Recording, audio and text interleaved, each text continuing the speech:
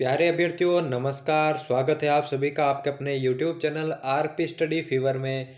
तो दोस्तों एक बार फिर से राजस्थान जीके के बहुत ही बेहतरीन प्रश्नों को लेकर आपके सामने आए हैं, जहां पर हम राजस्थान जीके के एक और महत्वपूर्ण सीरीज पर चर्चा करने वाले हैं। दोस्तों राजस्थान से रिलेटेड अगर आप किसी भी कंपटीशन एग्जाम की तैयारी कर रहे हैं और बेहतरीन स्कोर करना चाहते हैं तो दोस्तों ये चैनल आपके लिए महत्वपूर्ण होने वाला है। आज की महत्वपूर्ण वीडियो को बिना देर किए शुरू करते हैं। दोस्तों एक एक प्रश्नों को एंड तक जरूर देखिएगा। पहला क्वेश्चन आपके स्क्रीन के सामने है। पूर्ण राजस्थान में बहने वाली सबसे लंबी नदी का नाम है, यानी कि ऐसी नदी जो केवल राजस्थान में ही बहती है वो सबसे लंबी नदी। पहला है माही, दूसरा बनास, तीसरा बाणगंगा, चौथा है लूणी। कौन सी आपका राइट आंसर हो जाएगा? दोस्तों पूर्ण रूप से राजस्थान में बहने वाली सबसे लंबी नदी आपकी बनास नदी हो जाएगी, जबकि राजस्थान में बहने वाली सबसे लंबी नदी का पूछे तो वो चंबल होगी। ठीक है ना, दोनों प्रश्नों को अलग से समझेगा। इसका आंसर बनास होगा, दूसरा ऑप्शन बिल्कुल करेक्ट हो जाएगा।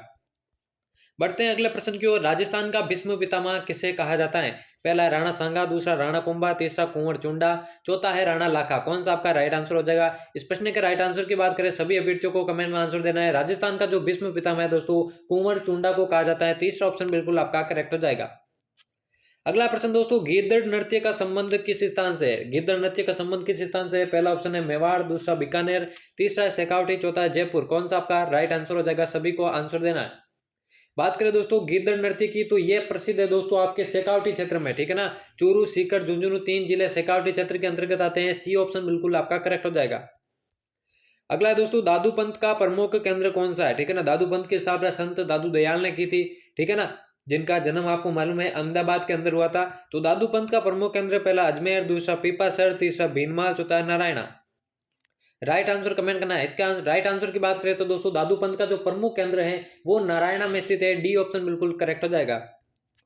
अगला देखें दोस्तों, बाण माता किस राज परिवार की कुलदेवी थी? ठीक है ना, बाण माता किस राज परिवार की कुलदेवी थी? पहला है मेवात, दूसरा जयपुर, तीसरा मेवाड़, चौथा है नागौर। कौन सा आपका राइट आंसर हो जाएगा? बाण माता के बारे में पूछा गया है तो दोस्तों मेवाड़ राजवंश की, ठीक है ना, मेवाड़ राजवंश की कुलदेवी थी बाण माता।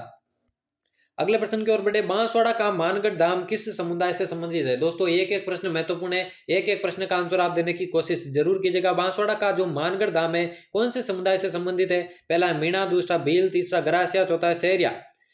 मानगढ़ धाम के बारे में पूछा गया है तो दोस्तों वो प्रसिद्ध है भील जनजाति से संबंधित। ठीक है ना, दूसरा ऑप्शन बिल्कुल आपका करेक्ट हो जाएगा। अगला दोस्तों, राजस्थान की मरुभाषा कहलाती है। ठीक है ना, राजस्थान की मरुभाषा किसे कहते हैं? पहला मेवाड़ी को, मारवाड़ी को, ढूंढाड़ी को या फिर मेवाती को। किसे राजस्थान की मरुभाषा कहते हैं? तो दोस्तों राजस्थान में सर्वाधिक बोले जाने वाली जो भाषा है वो मारवाड़ी है और इसी को जो है राजस्थान की मरुभाषा कहा जाता है। दूसरा ऑप्शन बिल्कुल करेक्ट हो जाएगा। अगला है दोस्तों, उच्च न्यायालय का, ये पॉलिटी से संबंधित है। पॉलिटी से संबंधित हर बार प्रश्न पूछे जाते हैं, किसी भी एग्जाम को देख लीजिए। उच्च न्यायालय का न्यायाधीश अपना त्याग पत्र किसे देता है? पहला मुख्यमंत्री, दूसरा राज्यपाल, तीसरा राष्ट्रपति, चौथा उपराष्ट्रपति। पूछा गया दोस्तों उच्च न्यायालय का न्यायाधीश। अब बात करते हैं दोस्तों, चाहे उच्च न्यायालय का न्यायाधीश हो या फिर उच्चतम न्यायालय का न्यायाधीश हो, सभी जो अपना त्याग पत्र है वो दोस्तों राष्ट्रपति को ही देते हैं। ठीक है ना, सी ऑप्शन बिल्कुल आपका करेक्ट हो जाएगा। अगले प्रश्न की ओर बढ़े दोस्तों। अगला प्रश्न है, राजस्थान वित्त निगम की स्थापना कब की गई? राजस्थान वित्त निगम की स्थापना, चार ऑप्शन दिए गए हैं। पहला 1955, दूसरा 1956, तीसरा 1960, चौथा है 1958। राजस्थान वित्त निगम की बात की गई है दोस्तों, तो इसका जो राइट आंसर हो जाएगा वो हो जाएगा 1955। ठीक है ना, पहला ही ऑप्शन बिल्कुल आपका करेक्ट हो जाएगा। अगला दोस्तों, निम्नलिखित में से कौन सी रचना मीराबाई की है? साहित्य से संबंधित प्रश्न है, कौन सी रचना इनमें से मीराबाई की है? पहला सखी, दूसरा बीजक, तीसरा शबद, चौथा है पदावली।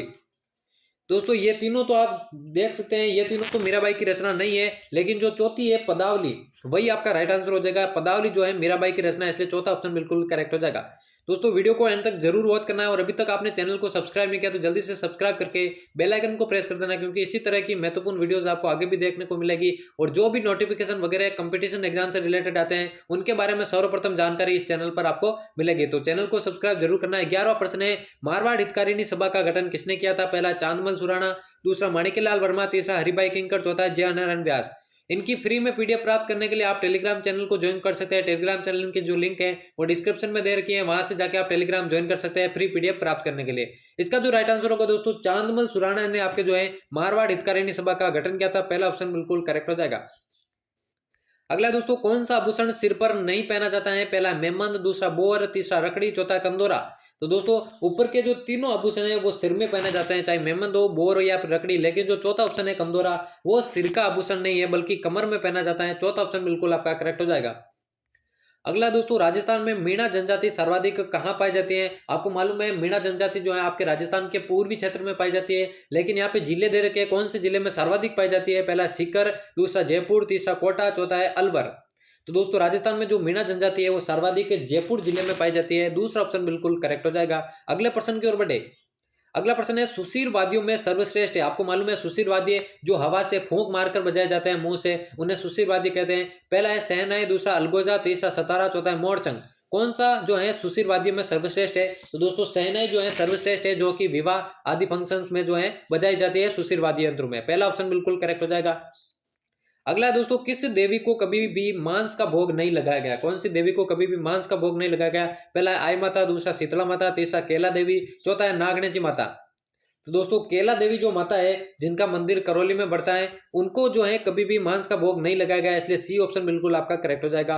अगला प्रश्न देखिए दोस्तों, दधिमती माता का मंदिर किस जिले में स्थित है? दधिमती माता, पहला है जयपुर, दूसरा है नागौर, तीसरा अजमेर, चौथा है पाली। आपको बता दें दोस्तों, दधी माता जो माता का मंदिर है वो नागौर जिले में स्थित है। नागौर का एक प्रसिद्ध स्थान है गोट मांगलोद, ठीक है ना, ये भी आपको याद रखना है, गोट मांगलोद।